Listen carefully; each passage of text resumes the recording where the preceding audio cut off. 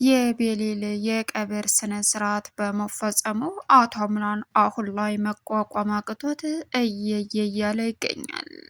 ቤሊል ከዚች ዓለም ተሰናብታ በሚያሳዝን ሁኔታ አሁን ላይ ወደማይቀረው አገሯ በመሄዷ አቶ አምናን ግን እንደዚህ ሆኖ የሚቀጥል እንዳልሆነም ለወይዘሮ ዛራ ነገራት። ወይዘሮ ዛራ እባክህን ልጄ ተረጋጋ ስትለውም የምወዳቸውን በሙሉ ከህይወቴ እየነጠቀ የሚወስድብኝ ማን እንደሆነ ማወቅ ፈልጋለሁ።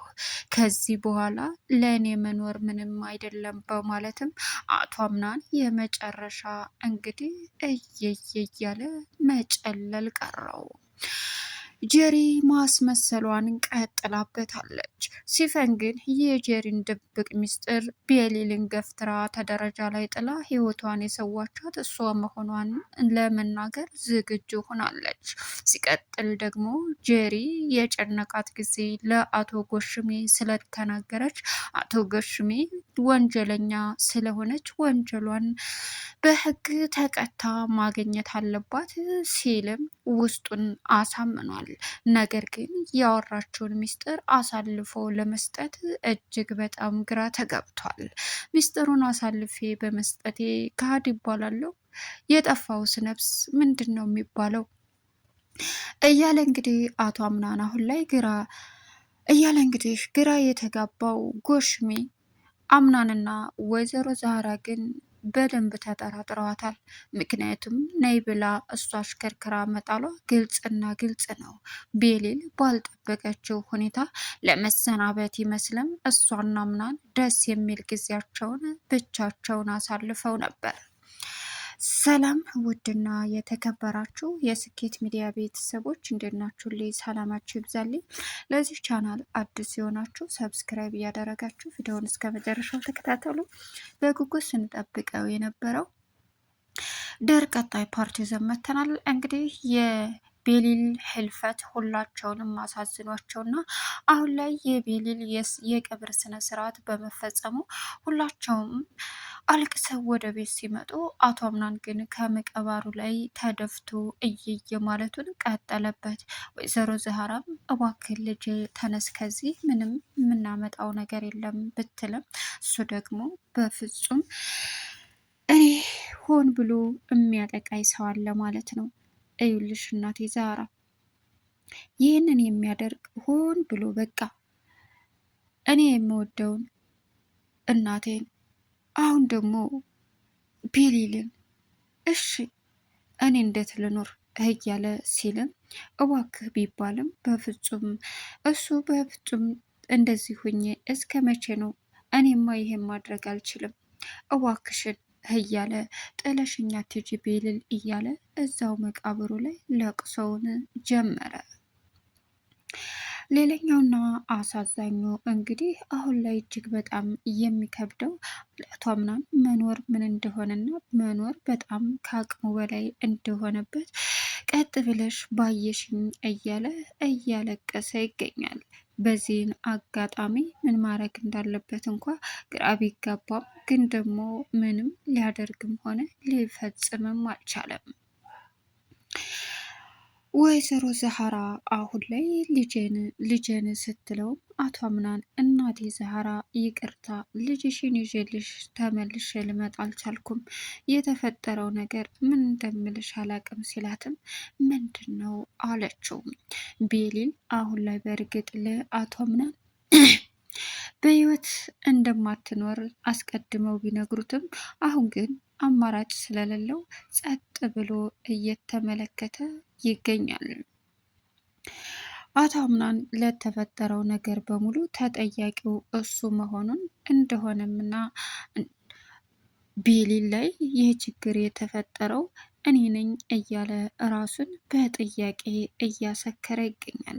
ይሄ ሁሉ የተፈጠረው ምክንያቱ እኔ ነኝ በማለትም እንግዲህ አይ አንተማ ልትሆን አትችልም እያለ መለስ ብሎ እኔ ነኝ በቃ እኔ ነኝ፣ ይህ ሁሉ የተፈጠረው በእኔ ምክንያት ነው እያለም እንግዲህ አቶ አምናን የመጨረሻ በሚያሳዝን ሁኔታ ተወዛግቦ ይገኛል።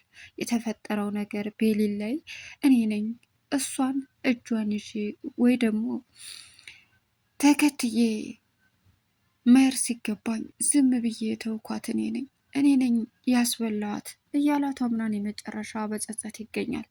ግን ጄሪን አምናን አሁን ላይ ከሀዘኑ ሲወጣ የቤሊል የቀብር ፈጻሚዎች እስከሚመለሱ ቸኩሏል። ግን እሷ ማንም አያጋልጠኝም፣ አቶ ጎሽሜም አያጋልጠኝም ብላ ስላሰበች ጸጥ ብላለች። በጭንቀትም ግን መከራዋን እያየች ትገኛለች። ምክንያቱም በጸጸትና እንዲሁም አሳምና የመጨረሻ ንግግሩ እጇን ይዛ ነበረ ሐኪም ቤት ዶክተሮቹም ተስፋ የላትም ከዚህ በኋላ ተስፋ የላትም በቃ እያሉ ሲሉትም አቶ አምናን እንዴት ነው ተስፋ የሌላት? የምትችሉትን ነገር በሙሉ አድርጉልኝ እባካችሁን እያለ ቢቀውጠውም አቶ አምናን አሁን ላይ ማንም ምንም እንደዚህ ነው ሊለውም አልቻለም። የመጨረሻ ሀዘኑንና ጸጸቱን በውስጡ ይዞ እየየ እያለ ይገኛል። ሌላኛውና እንግዲህ ከባዱ ነገር ቤሊል በህይወቷ እስካሁን ታዩት ጀምሮ በሳቅና በደስታ በጥሩ ነገር ሰዎችን በሙሉ የምታሳልፍ መጥፎ ነገር ሲያደርጉባት በፈገግታ ለማለፍ የምትሞክር ጀግና ልጅ እንጂ በፍጹም በበቀል የምታምን ሴት እንዳልሆነች ያውቃሉ። እናም ሲፈን አሁን ላይ አንቺ መሰሪ ተደብቀሽ አትቀሪም፣ ይሄን ሁሉ ያደረግሽው አንቺ ነሽ፣ እመኝኝ፣ አሳይሻለሁ፣ ማን እንደሆንኩ አሳይሻለሁ። ይችን ምስኪን ማንም የሌላትን ልቧ ተሰብሮ በውስጧ ብዙ ህመም ይዛ ስትሄድ ዝም አልልሽም እያለች እንግዲህ ተጋውጣለች። ወይዘሮ ዛህራ ልጄ ልጄ እያሉ እየየ ቢሉም አቶ አምናን ልመልስልሽ አልቻልኩም እናቴ ዛህራ ይቅርታ አድርጊልኝ አላት። ምን? አዎ ይቅርታ አድርጊልኝ ሲላትም እሷም እንግዲህ አረ ችግር የለውም የኔ ልጅ አሉት። እኔ አንተ ፈልገህ አላደረግከው ፈጣሪ እንግዲህ በቃ የሆነ ሆኗል። ለእንግዲሁ ግን እዩልሽ እናቴ ዛህራ ለተፈጠረው በሙሉ ዋጋ የሚከፍሉ ሰዎች አሉ። ሆን ተብሎ የተደረገ ነገር ነው። ቤሊል ነይ ብላ በዛ ያስቀረቻት ጄሪ ናት። ለዚህ ስራዋ ደግሞ ዋጋ አስከፍላታለሁ አለ። አረ እባክህ ብትለውም አዎ ዋጋ ትከፍላለች እያለም እንግዲህ እዚህ ቤት ገና ብዙ ያልተጠና ጉድ አለ፣ በጣም ከባድ ነው፣ እንዴት ይሻለን ይሆን እያለች ወይዘሮ ዛህራ ማልቀሷን ጀመረች። አስደንጋጩ ነገር እንግዲህ አሁን ላይ እጅግ በጣም ልብ የሚሰብረው ቤሊል ያለ ተጠበቀ ሰዓት ድንገት ሆን ብላ ማድረጓና ሁላቸውም በድንገት ማጣታቸው እጅግ በጣም ልባቸው ተሰብሮ ይገኛል። በተለይ አቶ አምናን የሚወዳት እናቱን አጥቷል። ሁለተኛ ደግሞ እሷን ማጣቱ የመጨረሻ ህይወቱ በሙሉ ጨለማ መስሎ ታየው። ይህ ሁሉ ማድረግ የሚችለው ማለፍም የሚችለው በእሷና በእሷ እንደነበር ግልጽ ነው። አሁን ላይ ግን እጅግ በጣም ልብ የሚነካው ነገር ያለሷ መኖር እንደማይችል እናቴ ዛህራ ልቤ ተሰብሯል፣ ውስጤ ታሟል። በቃ ምን እንደምልሽ አላቅም። ተረጋጋ ልጅ አለችው ወይዘሮ ዛህራ። በምን ልረጋጋ? በምን? በቃ የኔ የምላቸው በሙሉ ሄዱ፣ እኔ ብቻ ቀረው። የምወዳቸውን እየመረጡ ነጠቆኝ። በቃ ምን እንደምልሽ አላቅም ሲላትም ተረጋጋ፣ አሁን ያለውን ነገር በስነ ስርዓት ምን ማድረግ እንዳለብህ ነው ማሰብ ያለብህ። እንደዚህ ስሜታዊ ሆነህ አይደለም፣ ለህግ መቅረብ አለባት ስትለውም እንዴ ለህግ የምትቀርበው እንደገደለቻት ትሞታታለች እንጂ ለህግማ አልሰጣትም። ምን? አዎ አልሰጣትም። ልጅ አምናን እና ምን ልታረጋን ነው? እደፋታለሁ። እሷን ነጥቃኝ፣ እሷን አሳጥታኝ፣ እሷ በሰላም አትኖርም ሲላትም ኧረ ተው የኔ ልጅ ተው አለችው። እናቴ ዛህራ ተው እንድትይኝ አልፈልግም። በቃ ማድረግ የምፈልገው ነገር በሙሉ ማድረግ ነው የምፈልገው። ስለዚህ እሽ እንግዲህ አንተ ታውቃለህ፣ ግን በበቀል ማመኑ እንደኔ ትክክል አይደለም። ይሄ በቀል አይደለም። እናቴ ዛህራ ያደረገችውን የእጇን ማግኘት አለባት በቃ ሲላትም እሱስ ልክ ነህ፣ ግን ደግሞ ምን ታደርገዋለህ? የተፈጠረው ነገር ቀላል አይደለም ልጄ። የምንወዳትን ቤሊልን ያጣ ነው። ቤሊል ደግሞ ምንም ብናደርግ ምንም ልትመለስ አትችልም። ምንም ቢሆን ምንም አያገባኝም እናቴ ዛህራ አላት። እሺ በማለትም አሁን ላይ የቤሊል እንግዲህ ጥላት ማን እንደሆነች ጠንቅቆ ያወቀው አቶ አምናን ሲፈን ከመናገሯ በፊት እንዲሁም ደግሞ አቶ ጎሽሜ በእርግጥ ለወይዘሮ ዛህራ አንድ ፍንጭ ሰጣት። እዩልክ አላት። ወይዬ ምንድን ነው? በመሆኑ ቤሊል በምን እንደሞተች ታውቂያለሽ? የምንጠራጠረው አንድ ሰው አለ። ማን ነው? ጄሪ። እንዴት? ጄሪ ነይ ብላ ወስዳ ነው እሷ የሞተችው።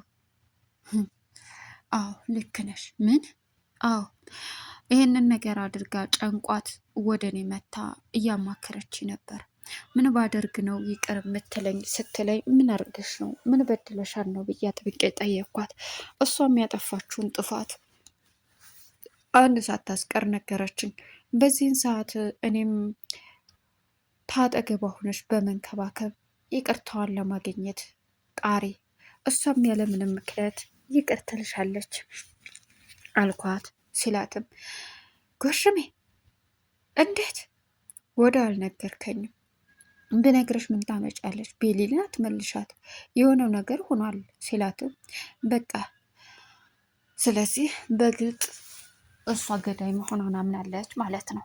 እሷ እኮ ትሞታለች ብላ አይደለም የነገረችኝ፣ ያው ታክማ ትድናለች፣ ስትድን ደግሞ ይቅር አትለኝም ብላ ነው ያሰበችው አላት። ስለዚህ ለሆነው ነገር በሙሉ ዋጋ ትከፍላለች። ይች አረመኔ ልጄን ነጥቃኛለች ያለች ወይዘሮ ዛህራ ብትቀውጠው እንግዲህ የተፈጠረው ነገር በሙሉ አሳዛኝና አስደንጋጭ ነበረ። ሌላኛውና ከባዱ ወይዘሮ ዛህራ አሁን ላይ ወይ ምን ነው አስቆሚያት በሆን ወይ ቀድሜ ሄጄ ጠርቻት በሆን ልጄን ያስበላዋት እኔ ነኝ እያለችም ትቀውጠዋለች።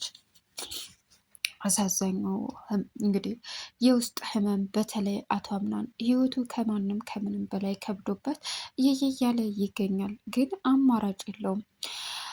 ሌላውና አሰቃቂው የቤሊል ሁኔታ ያሳሰበው ሙስጣፋ በጣም አዘነ።